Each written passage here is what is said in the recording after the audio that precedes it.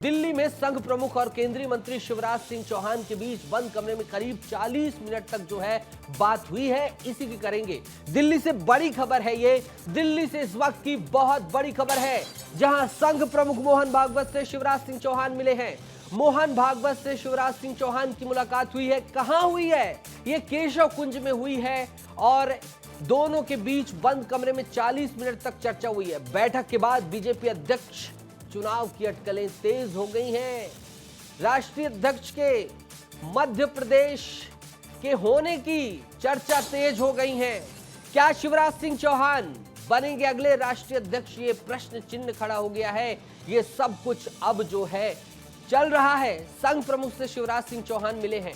बंद कमरे में 40 मिनट तक जो है बातचीत हुई है और इस बात के मायने बहुत गहरे हैं। सियासी हलकों में, सियासी महकमों में, सियासतदानों के बीच जो है ये बातचीत चल रही है कि आखिर संघ प्रमुख से शिवराज सिंह चौहान क्यों मिले हैं। एक मतलब तो साफ साफ बता दिया, लेकिन सिर्फ राजनीति में किसी मुलाकात के एक मायने नहीं होते हैं, बहुत सारे मायने होते हैं। तो ये सब कुछ समझना होगा। ये दो तस्वीर देख लीजिए, दो तस्वीर देखिए। संघ प्रमुख से शिवराज सिंह चौहान मिले हैं, दोनों की तस्वीर देख लीजिए और 40 मिनट तक बातचीत हुई है। ऐसी ये पहले की भी तस्वीरें हैं जो मुलाकात की उनकी रही हैं और जब जब वो मुलाकात करते हैं तब की ये तस्वीरें हैं। और आज भी शिवराज सिंह चौहान ने मुलाकात की। 18 साल तक मध्य प्रदेश के मुख्यमंत्री रहे।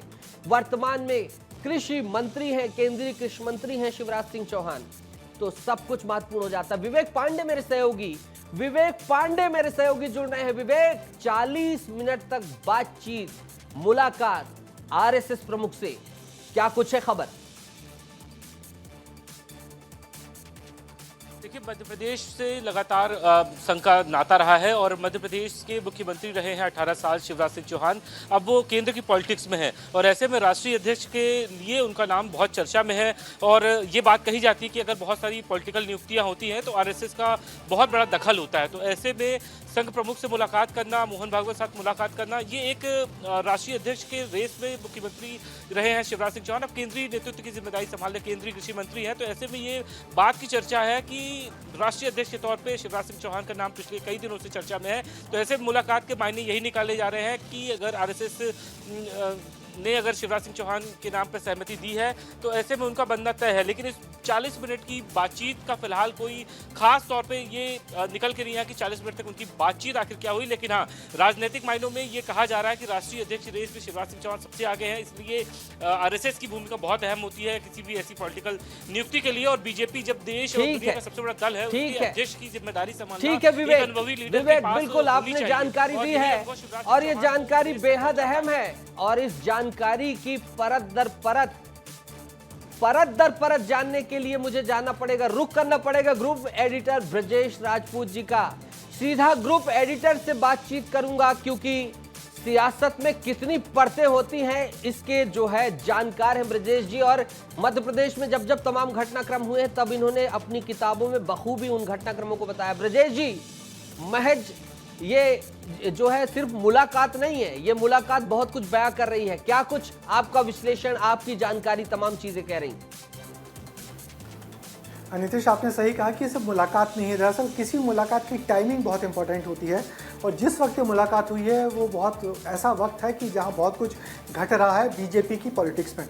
इस वक्त बीजेपी का एक पेंच फंसा हुआ है कि कौन होगा अगला राष्ट्रीय अध्यक्ष, क्योंकि वर्तमान राष्ट्रीय अध्यक्ष का कार्यकाल खत्म हो गया है। उनको काफ़ी लंबे समय से एक्सटेंशन मिलता आ रहा है नड्डा साहब को।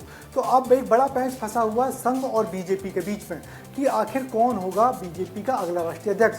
समझा ये जा रहा है या हमको सूत्रों के हवाले से खबर है कि बीजेपी ने जिन लोगों को अध्यक्ष बनाने के लिए नाम संघ को आगे बढ़ाए हैं उन नामों को संघ ने सिरे से खारिज कर दिया है और सिर्फ एक एडवाइस दी गई है, क्योंकि संघ कभी अपने नाम बढ़ाता नहीं है, बीजेपी से नाम बुलाता है।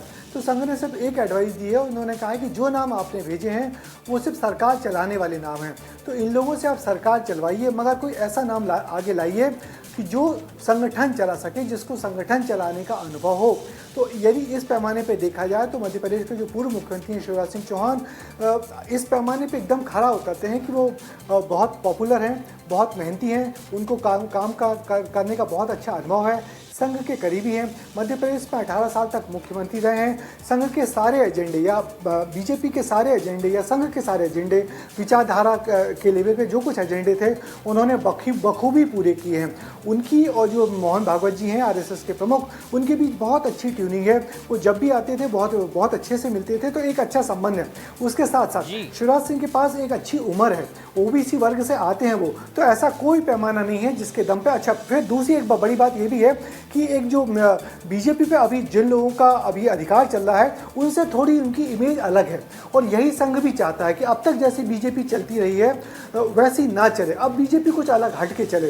तो उस अलग हट के चलाने वालों में जो नाम सबसे पहले आता है वो आता है शिवराज सिंह चौहान का, और यही वजह कि इस मुलाकात में इन्हीं सब बातों पर चर्चा हुई होगी और एक सहमति भी मांगी गई होगी। तो निश्चित ही ये मुलाकात जिस संदर्भ में हुई है और जिस वक्त हुई है, बड़ी बड़ी बारीकी से एक एक चीज आप समझा रहे हैं, लगता है कि सुनता ही रह जाऊं। दर्शक भी ऐसा ही महसूस कर रहे होंगे। ब्रजेश जी, कुछ आपने पेंच की बात कही, वो पेंच क्या है और क्या शिवराज मुलाकात के बाद तैयार होंगे? क्या शिवराज चौहान का क्या अभिमत हो सकता है, इसकी क्या संभावनाएं हो सकती हैं, जरा ये भी बताइएगा। पहले आपके दूसरे सवाल का जवाब दे दूं कि आपने कहा कि शिवराज सिंह का क्या अभिमत होगा। शिवराज सिंह चौहान बिल्कुल ठेठ संगठन के आदमी हैं। जब उनको कोई जिम्मेदारी दी जाती है तो उसमें जी जान से जुट जाते हैं।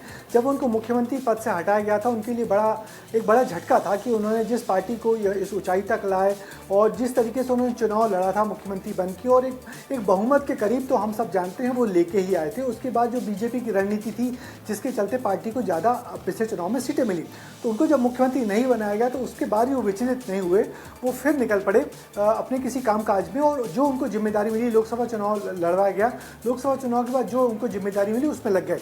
एक ऐसा ही मौका तब आया था 2018 में, जब दोनों पार्टियों के पास बहुमत में नहीं था, ना कांग्रेस के पास ना बीजेपी के पास। उस वक्त भी ये माना गया था कि शिवराज सिंह को मुख्यमंत्री नहीं बनाएंगे, कांग्रेस आगे आ गई थी। उस वक्त उनको राष्ट्रीय उपाध्यक्ष बना के जो सारे काम दिए गए थे सदस्यता अभियान के, तो उस काम में जुट गए थे वो बिना किसी सवाल उठाए हुए थे। उनका एक काम करने का तरीका है, हर काम में मन लगा लेते हैं वो, ठीक ठेठ संगठन के आदमी है। तो वो यदि उनकी जिम्मेदारी मिलती है तो उनके लिए बड़ी खुशी की बात होगी, उनका कद निश्चित ही इससे बढ़ेगा। क्योंकि अभी उनको जो काम मिला हुआ है कृषि मंत्री का, तो केंद्रीय मंत्रिमंडल में थोड़े बहुत वो अनकंफर्टेबल महसूस करते हैं, क्योंकि मगर चूंकि उनको विभाग इतना अच्छा मिला हुआ, मध्य प्रदेश में उन्होंने खेती में बहुत काम किया हुआ, मध्य प्रदेश को सबसे बड़ा सिंचित राज्य बनाने का श्रेय यदि किसी को जाता है तो शिवराज सिंह चौहान को है। मध्य प्रदेश के किसानों की जो खुशहाली है, जो बार बार उनके खातों में पैसे आते हैं, उसका कुछ श्रेय जाता है तो शिवराज सिंह चौहान को है।